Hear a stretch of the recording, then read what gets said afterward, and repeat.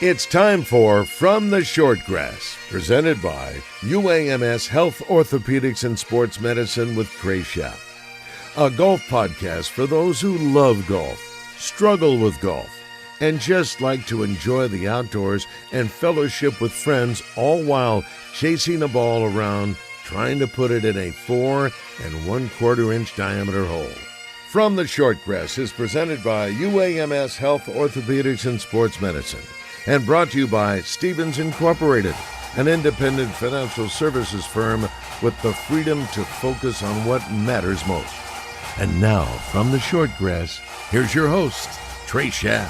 Welcome to another edition of From the Shortgrass, presented by UAMS Health, Orthopedics, and Sports Medicine. I am your host, Trey Schaap.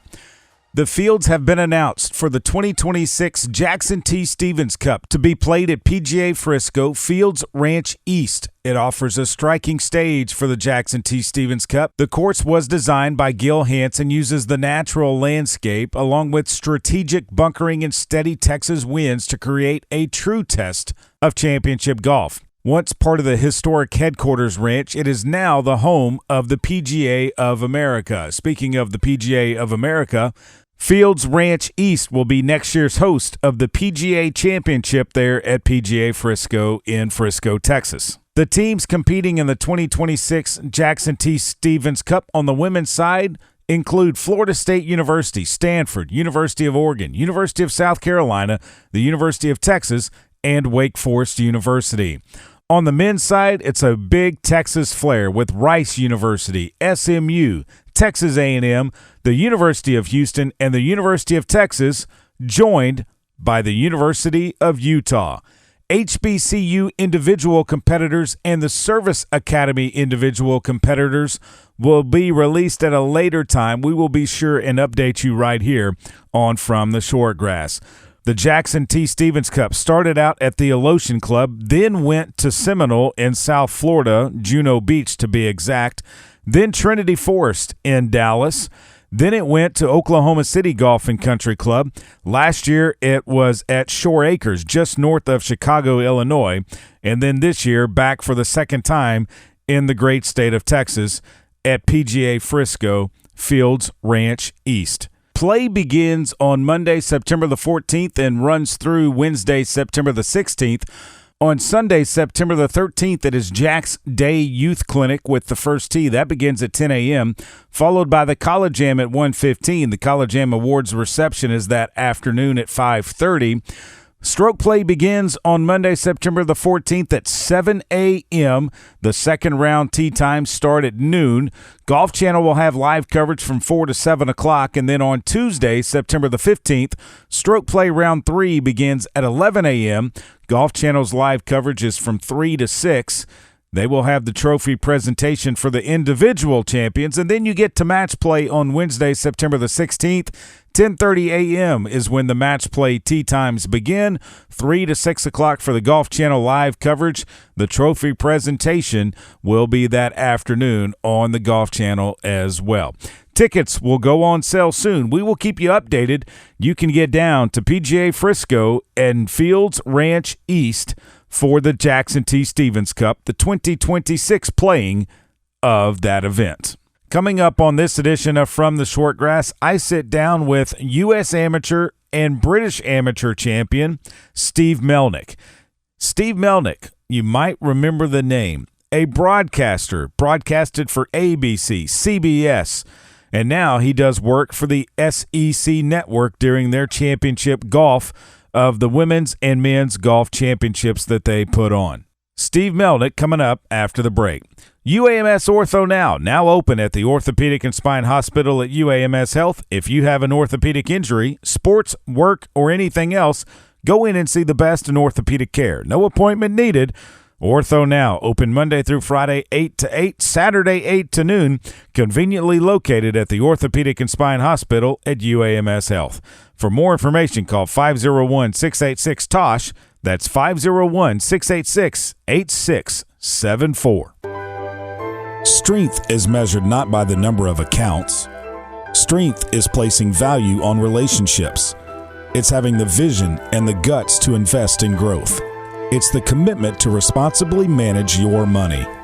At Stevens, we believe that our strengths build success, not only for us, but for our clients. Stevens, member NYSE, SIPC. This is Justin Acree. If shoulder or elbow pain is affecting your daily life, the fellowship-trained physicians at the Orthopedic and Spine Hospital at UAMS Health are here to help. They offer advanced care for injuries, arthritis, rotator cuff problems, and more, helping you feel better, move better, and get back to everyday life. Call 501-686-TOSH today to schedule your appointment. That's 501-686-8674. The doctor will see you now. Welcome back to this edition of From the Shortgrass, presented by UAMS Health, Orthopedics, and Sports Medicine. I am your host, Trey Schaap. Steve Melnyk won the 1965 Georgia Open as an amateur. He also won the 1969 U.S. Am and the Western Amateur. He won the Eastern Amateur in 1970 and the prestigious British Amateur in 1971. He played on 2 United States Walker Cup teams, the winners in 1969 and competed in 1971.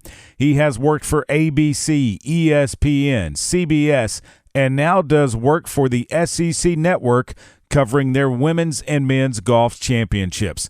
I had a chance to sit down with Steve Melnyk at Sea Island Golf Club during the playing of the SEC Men's Golf Championship. This is part 1 of that sit-down interview with Mr. Melnyk. On the tee, Steve Melnyk.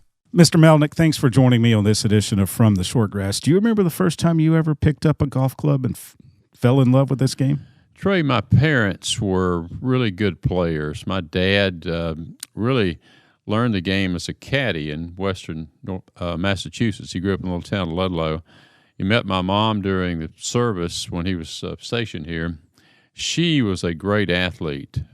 She is a former Georgia State amateur champion, runner-up twice more. She beat she lost to Marilena Falk and Louise Suggs, but beat Eileen Stubb at Augusta Country Club. And she was actually asked or invited to be among the founders of the LPGA. I came along, that ruined that dream. So, but no, I guess I was 7 or 8 years old. I would tag along with my folks when they go play golf, and I used to hang around the putting green at Brunswick Country Club for hours on end. I was just happy as I could be, and so it's funny. I've come full circle. I've rejoined Brunswick Country Club, and it's an old honor Ross course with great bones, got great greens, and so I'm very blessed to have a lot of really good clubs, of which I'm a member, that I can play. Were you self-taught, or did you, like you said, chipping, putting around the country club? Did you kind of self-teach yourself, or did your father, mom, or? A little bit of both. They showed me how to grip the club, how to stand to it, position the ball, and I was fortunate that I had great fundamentals. Also, it was conferred at birth. I had really good hand and eye coordination. I could play all sports. I lettered in 4 sports in high school. Really? Yeah. What all 4 sports? Football, basketball, golf, and track. I threw the discus in track. Okay, you could stump a lot of people on that one. Well, I didn't win any races running, okay?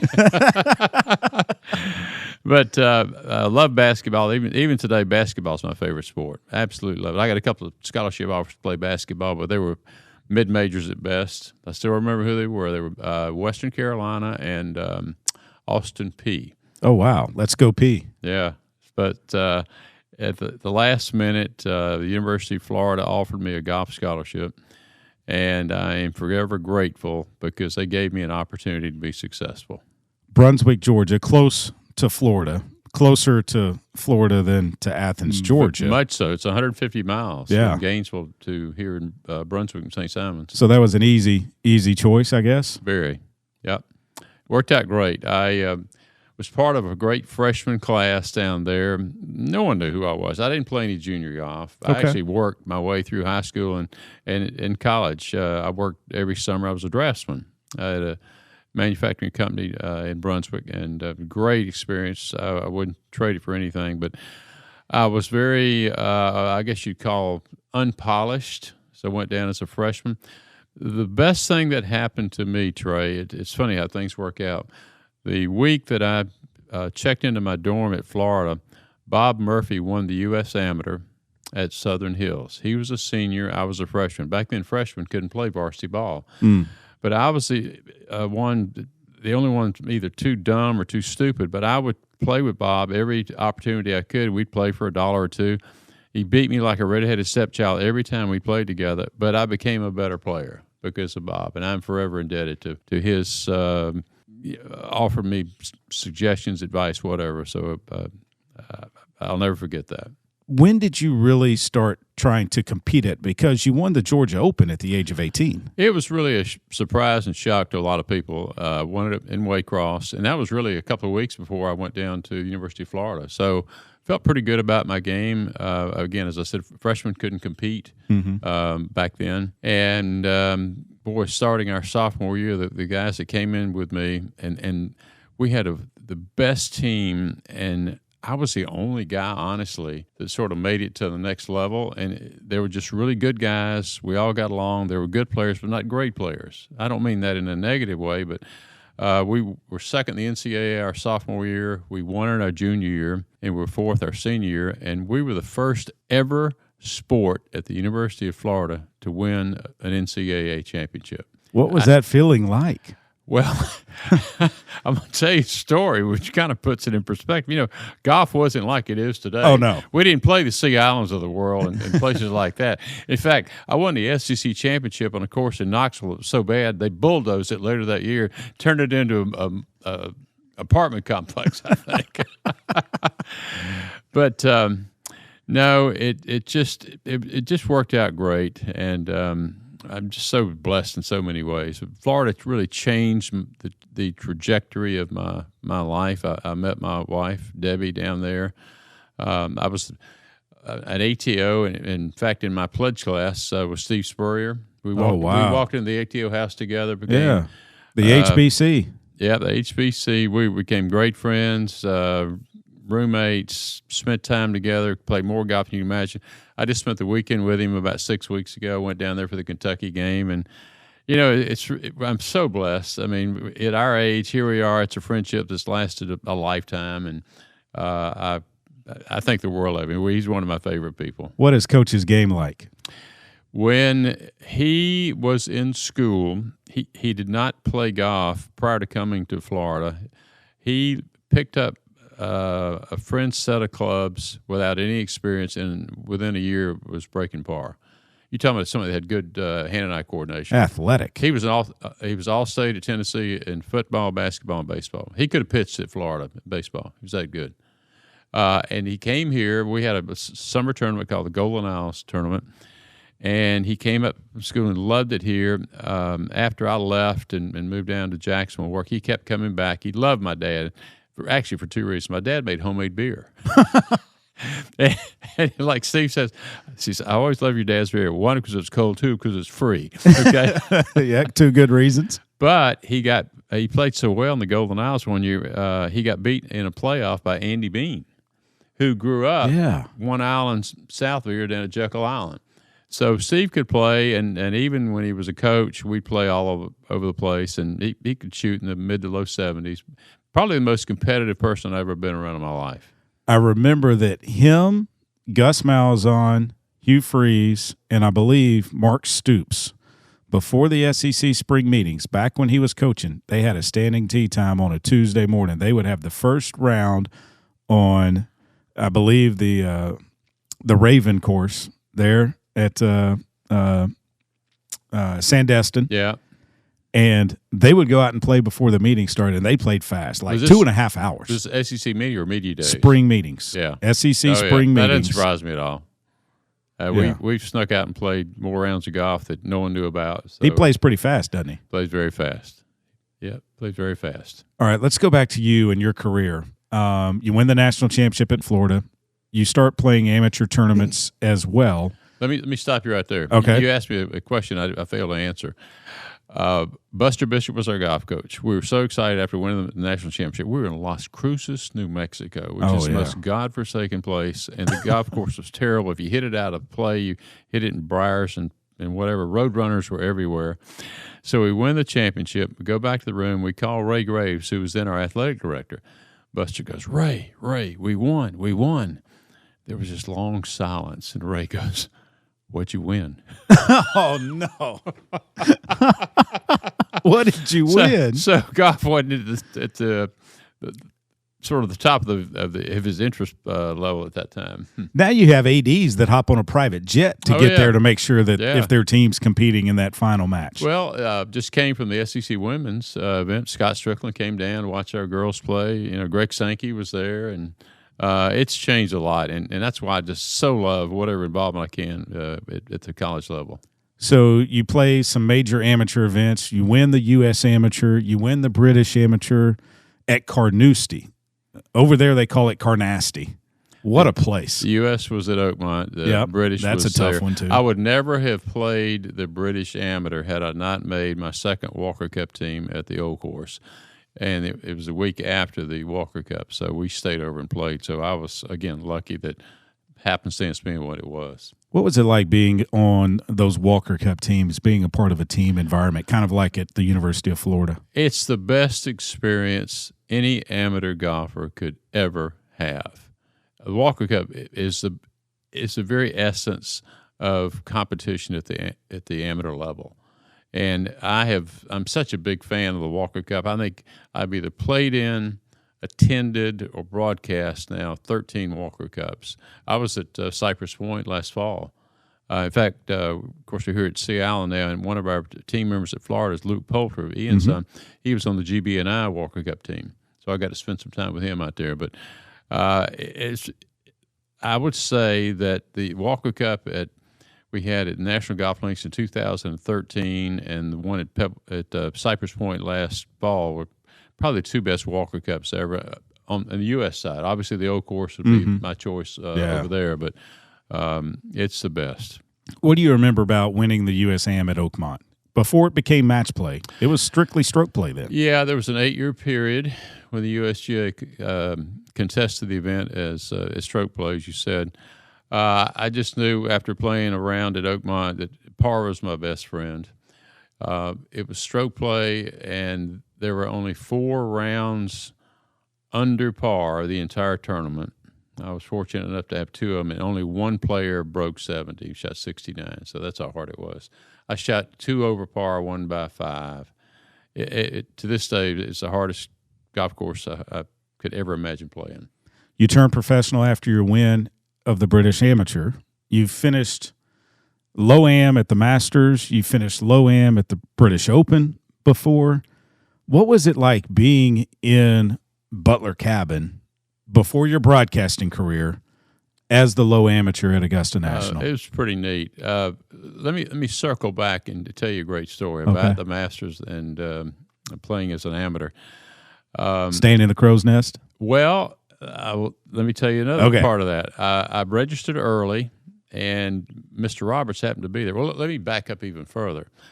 My single most prized possession, golf-related, is a letter I got from Bob Jones after winning the amateur at Oakmont, and he congratulated me. Back then, they didn't call it the U.S. Amateur. It was the National Amateur. So the letter's in my study at home here, and he said he hoped his health would allow him to welcome me to the tournament next spring. But he said, if not, I'll make sure Mr. Roberts, Cliff, he said, would look after me. So I checked in early. Mr. Roberts took me, he says, follow me. And instead of going to the crow's nest, he put me in a member's room right next to him. Oh, wow. And I was more than a little intimidated. But as it turned out, Trey, we had this odd relationship. I was too dumb or naive. He didn't intimidate me like I thought he would. He was really a nice guy. We ended up having drinks together. We had dinner together. And I'll never forget, on Tuesday morning, I'd gotten there Thursday and played through the weekend. So we happened to walk out of our rooms at the same time, and I said, where are you off to today, Mr. Roberts? He looked at me and said, try to get you a damn good pairing. Well, he did. He paired me with Nicholas. Oh, wow. So fast forward to Thursday morning.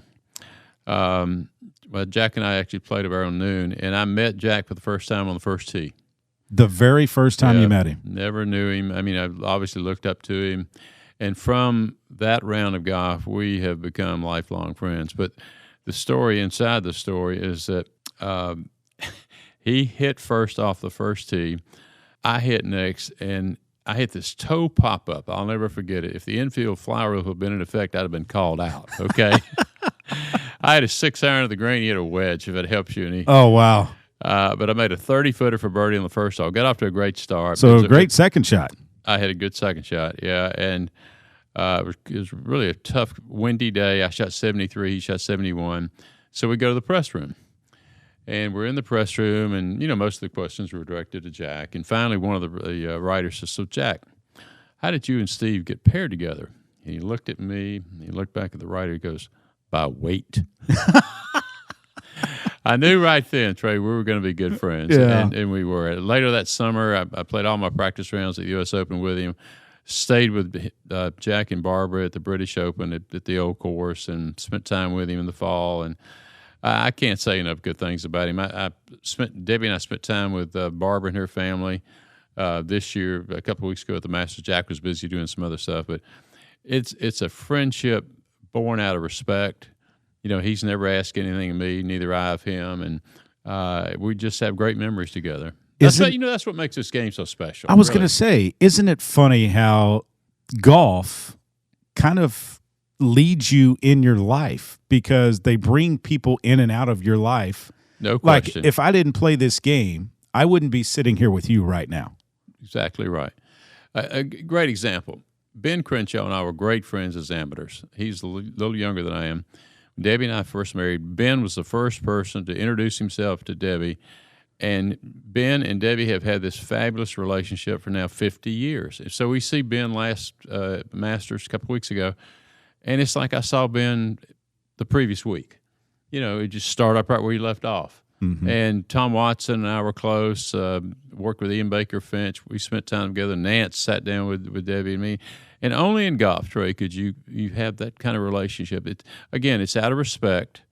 It's out of love of the game. And we just honor the traditions of the game, I think, through our friendship. You turned professional after your British amateur win. What was that like? Honestly, as I look back, it was a mistake. I did it out of default, and I'm telling on myself here. I never wanted to be a professional golfer. Bobby Jones was my hero. I had won those 2 events we talked about, and I was working for an insurance company in Jacksonville. See, when I graduated from Florida, I went to work. Mm-hmm. I didn't even think about playing the tour. I didn't particularly like the insurance side of it, but I didn't really have a mentor that sort of kind of guided me. And after the British Am, some agents reached out to me, manufacturers reached out to me, hey, if you want to go play the tour, blah, blah, blah. So I did it, and it was kind of a knee-jerk reaction. As I look back, I wish I hadn't, because I'm really a purist. I got my amateur status back after a few years, and 26 years I was a USJ committeeman on the Public Golf Committee, then the Library and Museum Committee. I started a mid-am event at Timuquana about 15 years ago. We had it about 10 years. It was great. Both my boys are very active in amateur golf. My son Dalton in Atlanta just went on the Georgia State Golf Association board. Butler here is one of the leaders of the first tee. So I think that the value system that either Debbie and I created for them or they through golf, we're very proud of them. Yeah, that's awesome. When did you start your broadcasting career? Literally happened because of an accident. I fell and broke my elbow at Phoenix Country Club, and on the plane ride back, I kind of made a list of things I thought I could do because I knew my golf career was over, and broadcasting was one of them. And I knew Pat Summerall. Pat was from Lake City, and I said, Pat, Arkansas Razorback. Yep, you got it. I said, I was president of my student body at the Glenn Academy here in Brunswick, and I was very comfortable speaking. And I thought, well, maybe I can sort of parlay that into a broadcast career. And I reached out to Pat, and he said, well, I'll talk to Frank Chukinian. Frank kind of told me to go pound sand, and I asked him a second and third time. Finally, he got tired of me asking, so he let me work a couple of events. And then the third event that I worked was the Masters. He put me on the 10th hole by myself, and at the time, I really kind of thought it was a throwaway hole because, once you threw 10, people were just focused on the remaining back 9. But this year, that year was a playoff between Dan Pohl and Craig Stadler. And I did a good job setting it up. And then when Stadler putted out to win, I did not know what to say. I was too scared to say anything, so I said nothing, Trey. And I said nothing for about a minute and a half. Finally, Frank said to Brent Musburger, he said, pick it up in the butler cabin and throw it to commercial. He came back on the headset just for me, and he said, rookie, you knocked it out of the park. You kept your damn mouth shut. So I'm convinced today, I've been in the business kind of off and on for 44 years now. It's because I said nothing. True. Longevity. Absolutely true. And whenever I did Augusta the next 9 years, and I said less at Augusta than any event that we ever did, Trey, because everybody that watches Augusta National, the Masters, they know what the 11th and 12th hole looks like. That's where I covered Amen Corner for 9 years. Mm-hmm. So I wouldn't say much. You didn't have to. You did, exactly. I would say wind out of the right, fouled on the tee with a 7-iron on 12. That's it. And I just didn't think that words could take the place of pictures that are just magnificent. But there are some words, Mr. Melnyk, that we remember. Steve. There are some words, Steve, that we remember so vividly, like 86, when your good friend Jack Nicklaus won. I was there. Vern Lundquist. Yes, sir. Yeah, sure. Tiger Woods in 2005. The chip. Vern Lundquist again. In your life. I mean, those are iconic moments. Sure. But you let it breathe. Let it breathe. I had 4 playoffs. I had 3 others after I moved into Amen Corner. I had Faldo winning twice, and I had the Mize chip in. Yeah. And honestly, Taylor Zarza here a couple of years ago reminded me of something I said that I don't remember saying. He kind of threw this line out. He said, you had the greatest line ever. And I go, what are you talking about? Well, when Mize pitched in, if you listen, I screamed. I became a fan. I went from being a broadcaster to a fan because Norman was there. I didn't particularly like Norman a whole lot. And then I said nothing once again. Finally, I said, and I don't remember saying it, words do not do justice to the greatness of that shot. I didn't say another word after that. Mm-hmm. You didn't need to say anything. Mm-mm. And I hate what's happened today. And I think part of it's just what I call the ESPN culture. Fill the event with words and talk loud, and that's not me. And golf is more reverent and respectful, and I'm not one who wants to say things unnecessarily. Yeah, and I agree with you. I think, especially at Augusta National, let the pictures, what you're watching, tell the story. And the fans, the reaction of the patrons, tell the story. Sure. I think that makes for a great golf tournament. Nicholas Holt on 86 that you mentioned, he had birdied 9, 10, and he birdied 11 my hole. Again, I didn't say anything, mm-hmm. and the camera followed him from the green as he walked up the slope to the 12th tee, and the only thing I said was the patron stand is one to the greatest player in the game. What else do you say? Not much. Not much. You don't want to. Mm-mm. You just mess it up. This is Justin Acree. If shoulder or elbow pain is affecting your daily life, the fellowship-trained physicians at the Orthopedic and Spine Hospital at UAMS Health are here to help. They offer advanced care for injuries, arthritis, rotator cuff problems, and more, helping you feel better, move better, and get back to everyday life. Call 501-686-TOSH today to schedule your appointment. That's 501-686-8674. The doctor will see you now. That's all the time for this edition of From the Shortgrass, presented by UAMS Health, Orthopedics, and Sports Medicine. Part 2 of my sit-down with Steve Melnyk will come your way in our next episode. Real quick, a shout-out to the University of Arkansas, Arkansas State, UAPB, and Little Rock. Their men's golf programs are headed to the NCAA Regionals with a chance to advance to an NCAA championship. And Little Rock and the University of Arkansas, the only 2 schools to get both their men's and women's teams into an NCAA regional. Congratulations to them. When you find your ball mark on the green, fix it and a couple of more. And I hope to see you sometime soon from the Shortgrass. You have been listening to From the Shortgrass, presented by UAMS Health, Orthopedics, and Sports Medicine, a weekly podcast dedicated to the game of golf. This has been a presentation of the Buzz Radio Network in association with Majestic Cubby Productions.